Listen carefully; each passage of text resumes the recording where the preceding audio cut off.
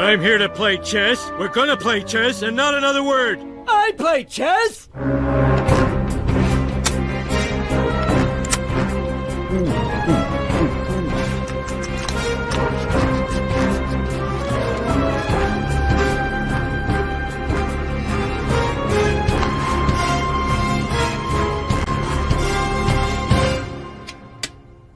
An excellent move by Homer.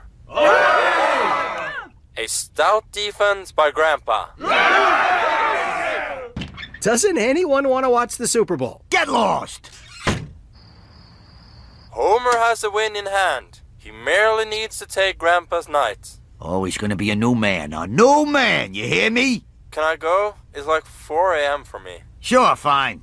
Who is that guy? Magnus Carlsen, my cousin.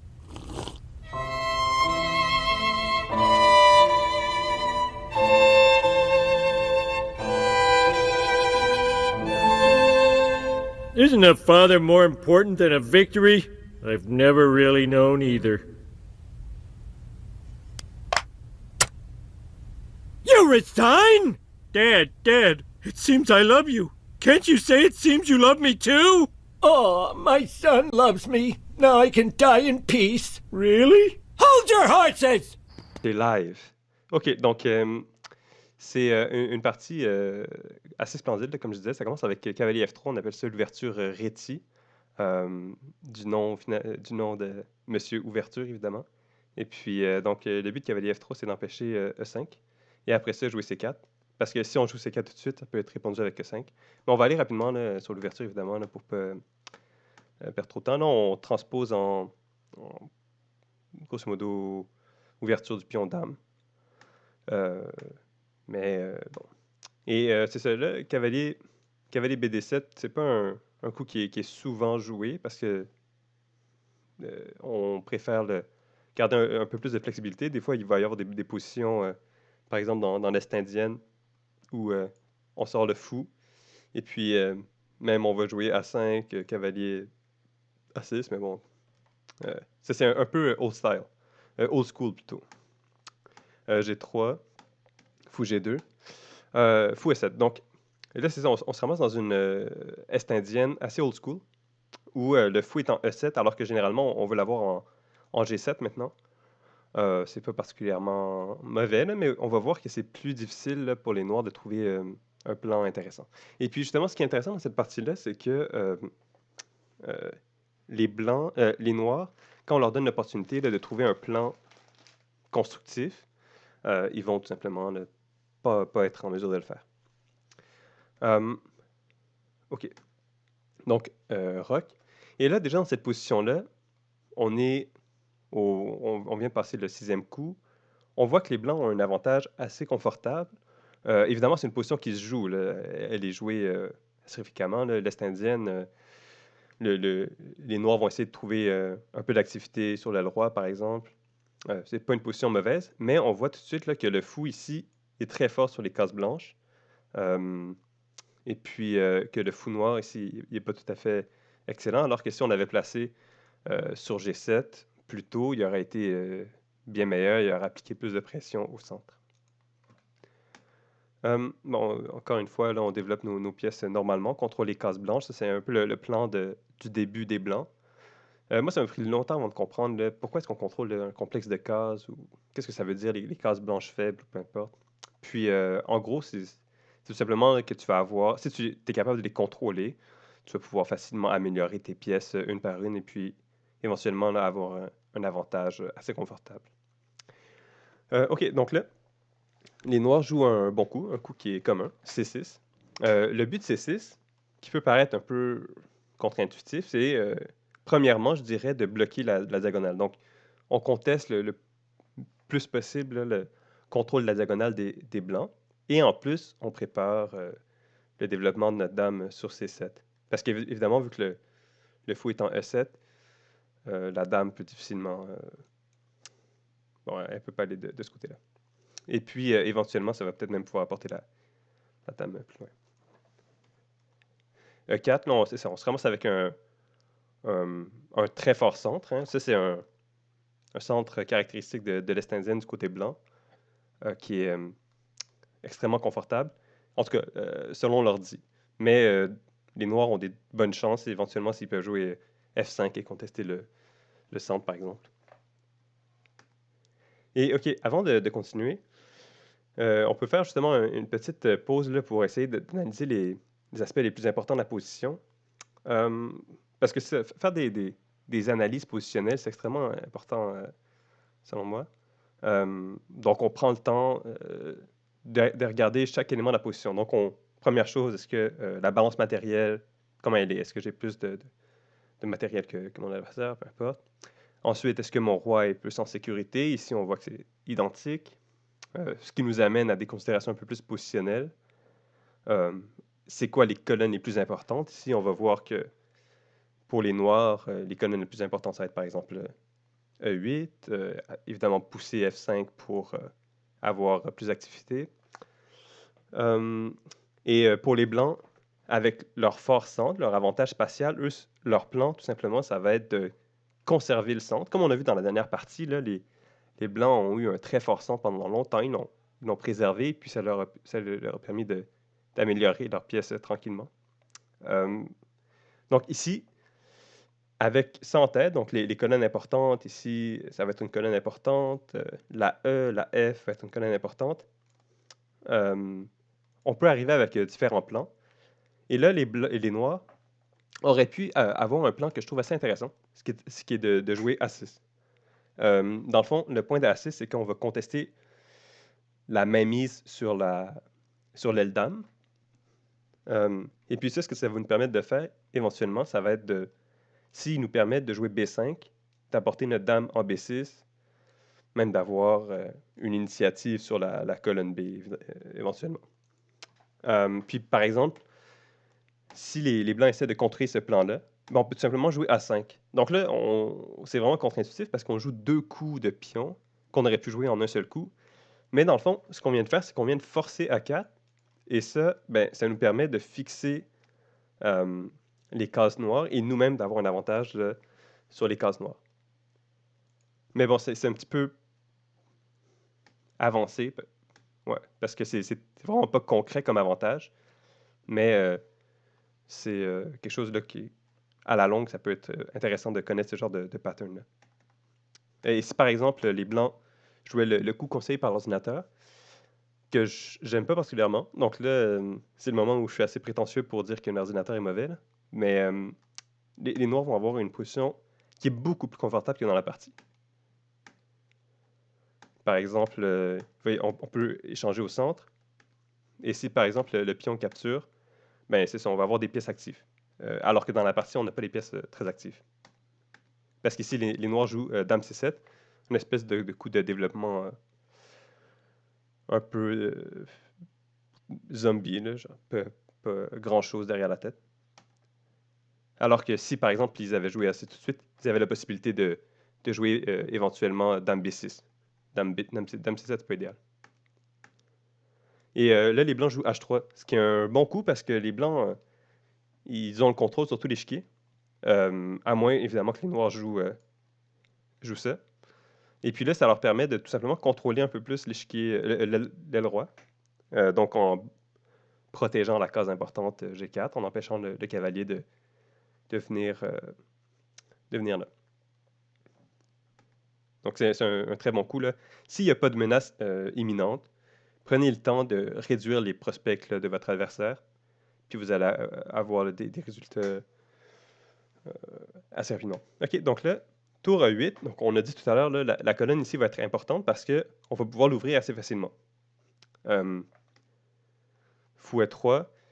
Ici, les noirs, par exemple, justement, habituellement, ils vont faire des manœuvres pour apporter le fou en G7, où il serait nettement meilleur. Mais ici, les noirs vont trouver un plan qui est un peu trop lent et surtout passif. Ils vont jouer cavalier G6, qui est plutôt cavalier F8, dans l'optique de jouer cavalier G6. Mais le cavalier qui vient en G6 ne veut pas faire grand-chose. Et puis, bon, le roi il va être bien en sécurité, mais les blancs vont pouvoir lancer une attaque confortablement sur l'aile dame, et les noirs n'auront pas de prospect d'attaque. Tour C1, ça c'est un motif là, qui est important de connaître. Là. Une fois que la dame elle est développée, apportez une tour devant sa tête et vous allez avoir des risques des menaces de tactique à la longue. Donc ici, on a ces 4 pièces-là chez les Blancs qui sont bien développées, quasiment optimalement. Il reste les tours et la dame. Et en suivant les principes d'ouverture, là, on peut tout simplement développer nos tours. Et ici, on voit bien que la tour A, qui vient en C1, c'est un coup très très naturel. Là. Elle vient sur une colonne qui va bientôt, potentiellement s'ouvrir en tout cas, et elle menace la dame. Le coup H6, le point c'est d'avoir l'avantage d'espace sur l'aile roi, mais on va voir que c'est pas idéal. Parce que chaque coup qu'on joue sur l'aile roi va faciliter l'attaque des pions ennemis. C'est-à-dire que ça, on appelle un hook. Si par exemple on avance, ça faciliterait l'ouverture des colonnes. Donc, bon, c'est plus ou moins concret ici, là, mais on va voir dans la partie de ce qui va arriver. OK. Donc, on fixe le centre. En fixant le centre, ça va nous permettre éventuellement d'attaquer sur l'aile. Parce que, disons, s'il avance le pion, disons, il avance le pion ici, ben, les noirs n'ont pas vraiment de prospect d'attaque ici. Et les blancs, ils vont pouvoir attaquer l'aile, ou même, éventuellement, c'est peut-être pas idéal, là, mais éventuellement attaquer l'aile roi. Et étant donné que le centre est bloqué, un roi qui est moins en sécurité, c'est pas tant important. Mais les noirs vont trouver un coup qui est un peu meilleur, c'est-à-dire fou D7, ici. Quoique fou D7, c'est pas idéal parce que c'est un peu trop lent, et ça permet aux blancs là, de jouer un coup assez fort. Ben, ils auraient pu jouer un coup assez fort. Là, ils jouent cavalier D2, qui est intéressant parce que, bon, on menace éventuellement d'apporter le cavalier ici. Mais un coup préféré par l'ordinateur, par exemple, ça aurait été cavalier H4. Cavalier H4 dans l'optique d'apporter le cavalier en F5 et de pousser. Donc ici, ça a comme 2 menaces là, imminentes à la fois. Donc ça casse un peu les noirs à notre adversaire, si on veut. Si par exemple, ils jouent un très mauvais coup ici, par exemple, on peut tout simplement avancer. Puis s'ils prennent, ben, tant mieux. Parce que ça nous donne la case E4 qui est extrêmement juteuse pour le cavalier. Et ça, c'est un sacrifice qui est utile à connaître parce que, bon, ici, c'est pas un sacrifice, mais des fois même, ça vaut la peine de sacrifier un pion pour apporter un cavalier ici. Ou un fou, par exemple. Donc, on libère cette case-là précisément pour notre cavalier. Donc, cavalier D2 dans la partie. G5. Donc, ça, c'est le plan des noirs. Ici, ça fait rien parce que, bon, on a plus d'espace, mais les 2 cases qui sont importantes sont contrôlées par le pion en G3.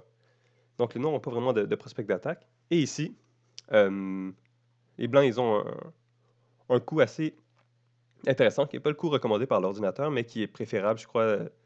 En tout cas, c'est très complexe, là, la perspective de l'ordinateur dans cette position-là, parce que l'ordinateur est tellement content de la position qu'il a en ce moment qu'il veut tout simplement lentement améliorer ses pièces. Et c'est inintelligible pour moi, en tout cas. Les blancs, ils vont jouer F4 tout de suite pour aller chercher une position assez... pour ouvrir la position, pour éventuellement attaquer le roi. Donc, on voit que ici, c'est les noirs qui voulaient attaquer le roi, mais en poussant leur pion, ils sont devenus plus vulnérables à l'attaque des blancs. Et on exploite ça tout de suite. Donc, si par exemple, on se ramasse avec cette position-là, ben, la capture, elle est tout simplement mauvaise parce qu'on améliore nos pièces assez radicalement. Il y a un clouage sur la dame. On menace d'avancer nos pions, on menace... en tout cas, on menace tout ici. Donc, c'est une raison très concrète là, qui pousse les blancs à jouer ce coup-là. Bon, là, je vais passer assez rapidement. Juste avant, je vais ralentir. Je vais reporter de 5 ou 10 minutes encore là, le tournoi Lichess, si vous me permettez. Parce que c'est quand même une belle partie. En attendant, les blagues d'échecs sont les bienvenus. 2 pions dans un bar, un pion qui demande à l'autre. Okay. Donc, OK, donc j'ai mis à 8h20, là, comme ça on sera pas pressé. On va même pouvoir aller prendre un petit verre d'eau, si possible. Donc après roi G7, on peut essayer de se demander si ça serait quoi le plan des blancs ici. Parce que les blancs, ils ont une position nettement préférable. Pourquoi? Ben, parce qu'ils ont toutes les possibilités d'attaque. euh, c'est à eux que se trouvent. Les noirs, ils n'ont aucun contre-jeu. On voit que les pièces noires sont assez passives, très passives même, alors que les pièces blanches, là, vont pouvoir se développer très rapidement. Donc ici, ce qu'on peut faire pour attaquer les noirs, est-ce que quelqu'un voit une idée? Donc une idée de plan, genre. Pas nécessairement des coups très concrets, là, mais des plans généraux, relativement abstraits, là, qu'on peut mettre en branle pour trouver nos coups.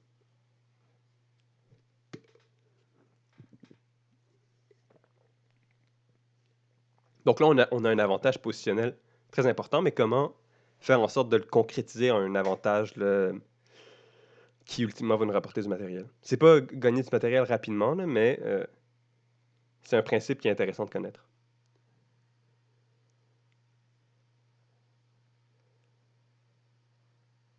J'ai joué F5, genre. OK.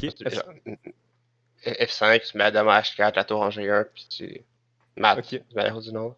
Ça, c'est intéressant justement parce que ça, c'est une règle de Ben Feingold. Si ton adversaire te laisse jouer F5, joue F5. Parce qu'ici, si on joue F5, à long terme, c'est bien. Excuse-moi. À long terme, c'est bien parce qu'on bloque le fou. Donc, le fou, il n'y a plus rien à faire. On empêche le cavalier de venir ici. Moi, personnellement, c'est sûrement le coup que j'aurais joué. Mais c'est peut-être un peu trop lent parce que. En fait, je pense que ça va, mais ultimement, il y a peut-être des défenses là. Ah, mais H4, éventuellement, ça devrait pas tenir à la longue pour les noirs, Ouais. ça. Effectivement. Personnellement, c'est ce que j'aurais joué, mais il y a une solution un peu plus directe qui est tout simplement d'ouvrir les lignes. Donc, étant donné que notre tour est très forte, nos pièces peuvent aller directement à l'attaque assez rapidement. On ouvre les lignes et ça, c'est bon à savoir. Dans les parties, vous avez justement un avantage de développement. Donc, c'est-à-dire, ici, il n'y a pas nécessairement un avantage de développement dans la mesure où il y a le même nombre de pièces qui sont développées ou presque, vu que la tour ici n'a pas bougé. Mais c'est surtout un avantage de qualité là, du développement. Donc ici, ouvrir les lignes facilite l'attaque. Et après un coup comme ça, on a un très fort coup qui est C5. Ça nous menace une fourchette ici avec le pion. Et ultimement, là, ça va être extrêmement confortable pour les blancs. Ça va permettre, en plus d'apporter le cavalier ici. Donc, F5, à la longue, c'est sûr qu'il n'y a pas de risque pour les blancs. Puis, c'est pas un mauvais coup, certainement. Mais capture et après ça, jouer C5, c'est plus fort. Et c'est ça. Si par exemple, la dame vient en C8, on peut tout simplement jouer cette position-là. Et la position est complètement gagnée pour les blancs, même s'il n'y a pas d'avantage matériel. Ce pion-là est extrêmement fort, donc il vaut quasiment une pièce ici, de par ses vertus de restriction. Et en plus, il va être très fort en finale. Parce que c'est un pion passé protégé. Ça, c'est un motif très important à connaître. Donc ici, on a un pion passé. Il ne peut pas être arrêté par d'autres pions. Et en plus, il est protégé. Ça, si vous avez ça, en finale, vous gagnez pratiquement toujours. Là. OK. Mais ce qui s'est passé dans la partie, c'est le pion qui capture. Mais ça, après ça, on fait juste apporter notre propre cavalier. Et si, par exemple, le cavalier... Oups. Si le cavalier capturait, ben on aurait tout simplement des pions, des pions connectés comme ça, qui seraient encore une fois très très forts.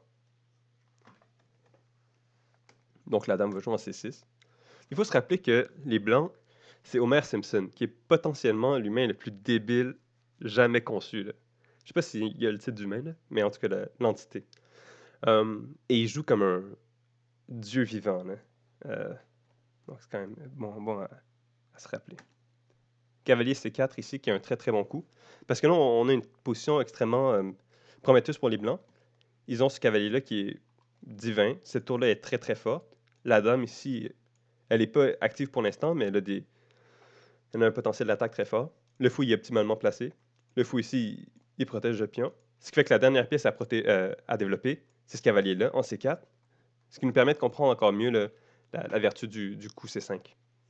et ça va nous permettre d'apporter le cavalier en D6, donc sur la 6e rangée. Il y a un dicton qui dit, là, si vous avez un cavalier sur la 6e rangée, vous pouvez vous endormir et la partie va se gagner tout seul. Donc ici, c'est une position... le matériel est égal, mais Stockfish donne plus 3 au blanc. Cavalier G6. Là, on voit enfin l'idée du cavalier en F8. D'apporter G6, et là, les Noirs, ils ont résolu tous leurs problèmes. Évidemment que c'est pas le cas, là. Les Noirs ont une position épouvantable. Le cavalier vient en D6. OK. Le fou vient en E6. Si on se ramassait dans cette position-là, on a ce sacrifice-là qui est très intéressant. Non. Parce que il y a le clouage sur la dame, donc le fou et la dame, et au prochain coup, on recogne la pièce. Donc là, c'est pour ça qu'il joue fou S6. Et là, ça, c'est intéressant ici parce que les blancs pourraient tout simplement gagner la qualité. Donc, ils échangent la tour contre le cavalier. Et ils auraient un avantage matériel important et gagneraient la partie sans doute.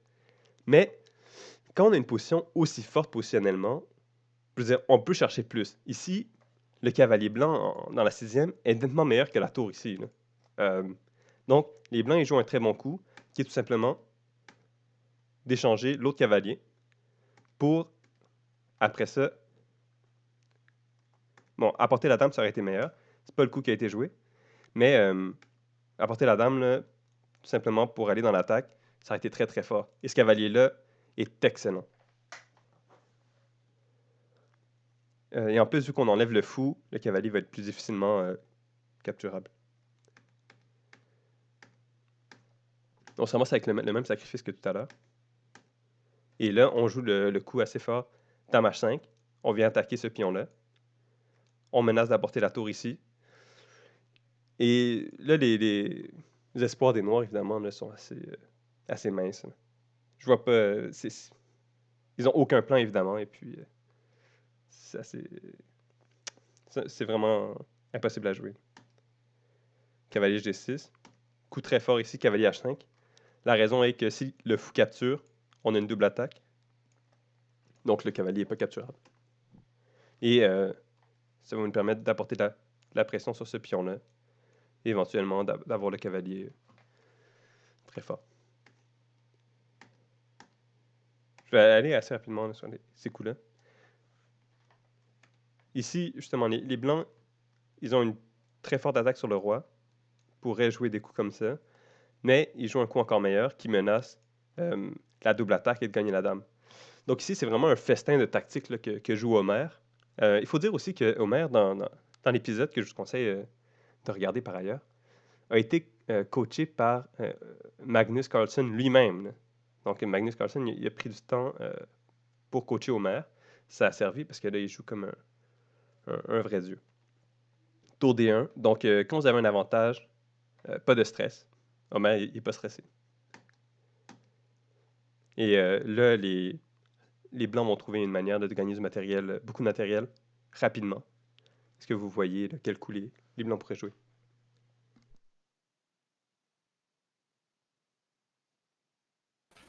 Fou G5, I guess. Ouais, Fou G5 pourrait bien marcher. Mais il faut faire attention parce que éventuellement, il y a peut-être des problèmes. Ouais, non, il n'y en a pas. Ouais, Fou G5 gagne. Ouais, il y a beaucoup trop de coups gagnants pour que ce soit une tactique legit. Là. Ici, on pourrait tout simplement... Ouais, non, ça c'est pas un bon coup. Bon, ce qui a été joué, c'est Dame G5. Puis ici, c'est intéressant parce que là, il y a une petite contre-tactique. F6.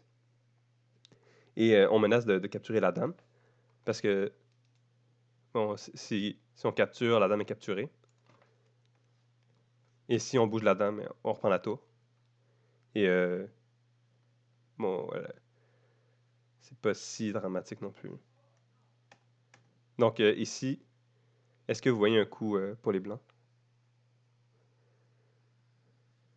Un coup qui mérite 2 points d'exclamation.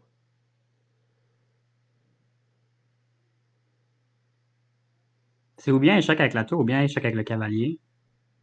Ni Non, l'un ni les deux, l'autre. aucun des deux fonctionne. C'est un meilleur coup encore. Qui va se mériter 2 points d'exclamation?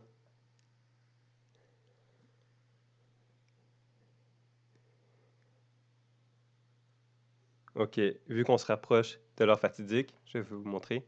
C'est tout simplement capturer la tour ici. Si le pion capture, on a l'enfilade. Donc on regagne la dame avec intérêt. Donc c'est pour ça que les noirs ici, bon, ils jouent jusqu'à le coup cavalier F4 pour essayer de faire des singeries, là, mais les blancs ils vont tout simplement venir menacer de faire échec et mat. Et éventuellement, évidemment, la partie va gagner. Donc ici, Homer tabasse son père, mais renversement de situation complet, il abandonne parce qu'il veut l'amour de son père. Donc, ça, c'est une bonne technique, là. Quand vous gagnez complètement, abandonnez, et l'autre personne va beaucoup vous apprécier. Si vous voulez vous faire des amis pour la vie, je vous la conseille fortement, cette technique-là. Mais ultimement, son père va juste se foutre de sa gueule et puis il va être très content de sa victoire. Donc, à ne pas faire à la maison. Est-ce que vous avez des questions sur cette partie-là? On est allé assez rapidement. C'est une partie que je trouve très intéressante parce que, justement, tous les coups sont réfléchis, apportent des avantages assez importants qui profitent là, du manque de oomph des Noirs.